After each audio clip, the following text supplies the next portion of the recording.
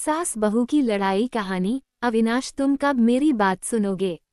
आखिर मैं तुम्हारी पत्नी हूँ, काव्या ने गुस्से में अविनाश से कहा। अविनाश बिना बोले घर से बाहर निकल गया। अब ऐसा हर दिन होता है। काव्या अपनी सास सुलोचना जी की बहुत इज्जत करती थी, लेकिन सुलोचना जी हमेशा उसे नीचा दिखाने की कोशिश में लगी रहती थीं।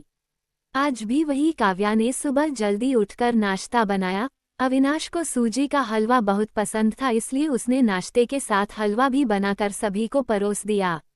उसके ससुर रमेश जी ने सुलोचना जी को टोकते हुए कहा, ये क्या फिजूल खर्ची है, सुबह सुबह देसी घी का हलवा। सुलोचना जी ने काव्या को डांटते हुए पूछा, क्यों बहू, ये देसी घी क्या तेरे मायके से आया है? मां जी, वो इन्हें हलवा बहुत पसंद है इसलिए थोड़ा सा बनाया है। ये कहकर काव्या अविनाश की तरफ देख रही थी, शायद वो कुछ बोले। तभी सुलोचना जी ने कहा, मैं सब जानती हूँ, मेरे बेटे का बहाना करके खुद खाने का मन होगा। अविनाश चुपचाप नाश्ता करते रहे। काव्या की आंखों से आंसू छलक गए। इससे ज्यादा बुरा तब लगा जब अविनाश बिना हलवा खाए ही ऑफिस के लिए चल दिए। काव्या घर का काम समेटने में लग गई। इधर सुलोचना जी बाहर ड्राइंग रूम में बैठकर बड़बड़ाती रहीं। काम करके काव्या अपने कमरे में जाकर रोने लगी। कितने नाजों से पाला था उसे उसके पापा ने। उसे आज भी याद है, एक बार उसने गाजर के हलवा बनाने के लिए कहा था, लेकिन मोह ने सूजी का हलवा बना दिया था। पापा को जब ये पता लगा तो वे तुरंत बाजार गए, वहां से ढेर सारा गाजर का हलवा लाए थे और उस दिन बिना कहे 2-3 दिन में गाजर का हलवा बनने लगा। आज उसे सूजी के हलवे के लिए कितनी बातें सुनाई जा रही हैं।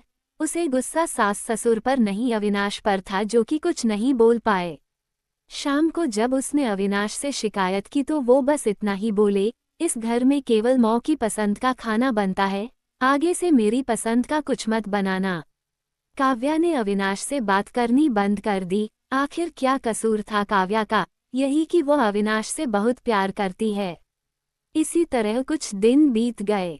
एक दिन काव्या ने सुलोचना जी से कहा, मां जी, मैं अपने घर जाना चाहती हूँ कुछ दिन के लिए, अगर आप कहें तो आज ही चली जाऊं। कई दिन पहले मौ का फोन आया था, कह रही थी पापा की तबीयत ठीक नहीं है। सुलोचना जी, वहां जब भी जाती है 1 सप्ताह से वापस नहीं आती। घर का काम कौन करेगा? तेरे ससुर और मेरा बेटा शाम को थक हार कर घर आएंगे, यहाँ उन्हें खाना भी नसीब नहीं होगा। मुझे तो चक्कर आ रहे हैं। मैं खाना नहीं बना सकती। जाना है तो एक दिन के लिए चली जा। काव्या मन मारकर एक दिन के लिए पीहर पहुंच जाती है। वहां पहुंचकर उसे और भी आश्चर्य होता है। भाभी, मम्मी पापा कहाँ गए? काव्या ने घबरा कर पूछा। उन दोनों का घर में मन कहाँ लगता है? तीरथ पर गए हैं, न जाने कब आएंगे। वैसे तुम कितने दिनों के लिए आए हो? क्योंकि मुझे भी अपने पीहर जाना है। संगीता भाभी का ये व्यवहार देखकर काव्या चौंक गई। क्या ये वही भाभी हैं जो उनसे बहुत स्नेह जताती थी? काव्या सोफे पर बैठी सोच रही थी। अच्छा, वो जो भैया ने मकान के पेपर साइन करा लिए थे, मैंने अपना हिस्सा छोड़ दिया था, शायद उसी साइन के लिए मेरे से प्यार जताया जा रहा था।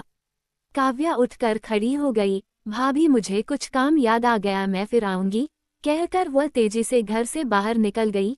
पीछे से गेट बंद होने की आवाज से वह समझ गई कि उसके जाने से भाभी को कोई खास फर्क नहीं पड़ा। भारी कदमों से चलते हुए वह मंदिर पहुंच गई, क्योंकि शाम से पहले यदि ससुराल जाती तो सुलोचना जी उससे कई सवाल करती। मंदिर में जाकर उसने भगवान के दर्शन किए, बस ना कुछ मांगा ना कुछ बोला। भगवान के चरणों में शीश नवाकर वह बाहर आकर बैठ गई। तभी सामने के पेड़ के नीचे उसे अपने माता पिता बैठे दिखाई दिए।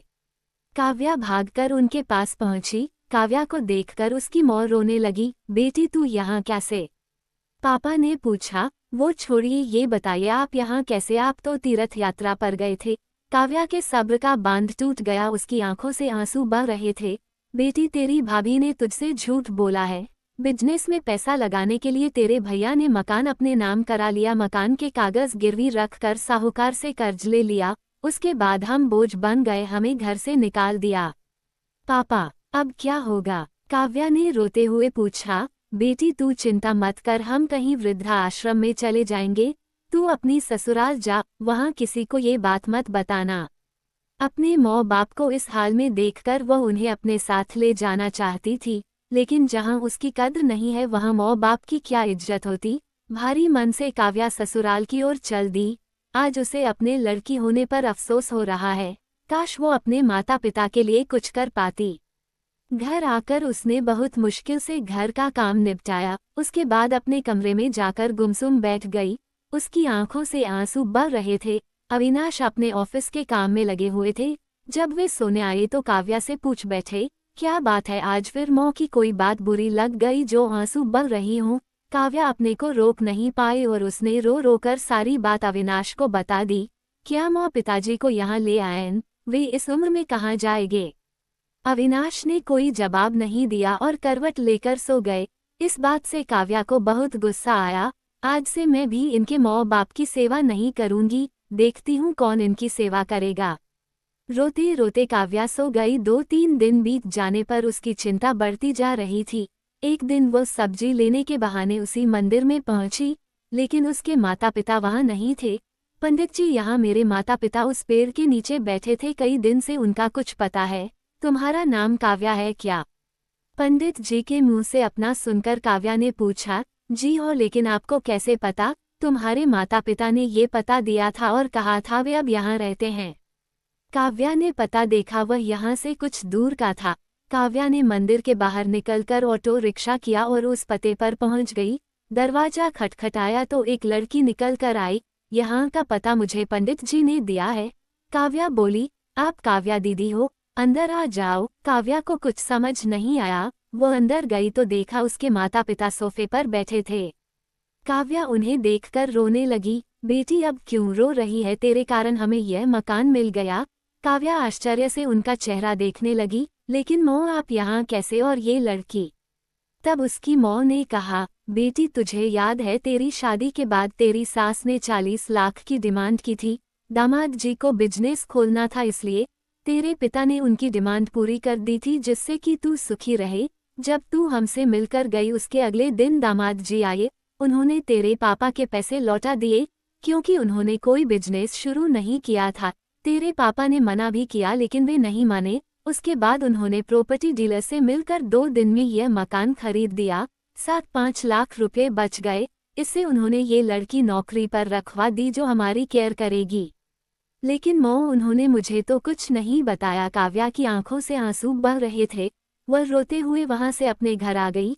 घर आकर वह सोच रही थी, अविनाश ने कभी उसके लिए आवाज नहीं उठाई, लेकिन मेरे माता पिता के लिए इतना करने कर दिया जो कि कोई सगा बेटा भी नहीं कर सकता।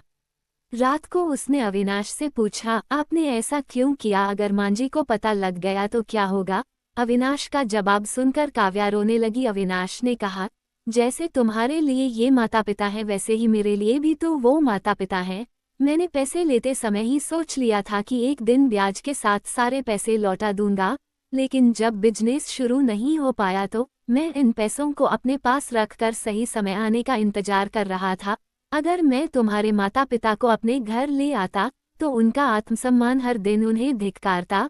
बेटी के घर वे रहना पसंद नहीं करते, वे अपमानित न हों, इसलिए मैंने ये सब किया।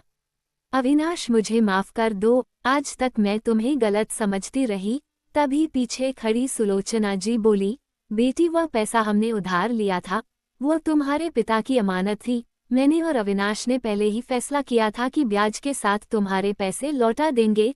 चल अब सो जा, सुबह नाश्ता टाइम पर नहीं बना तो अच्छा नहीं होगा। उनकी बात सुनकर काव्या, अविनाश और सुलोचना जी जोर से हंसने लगे।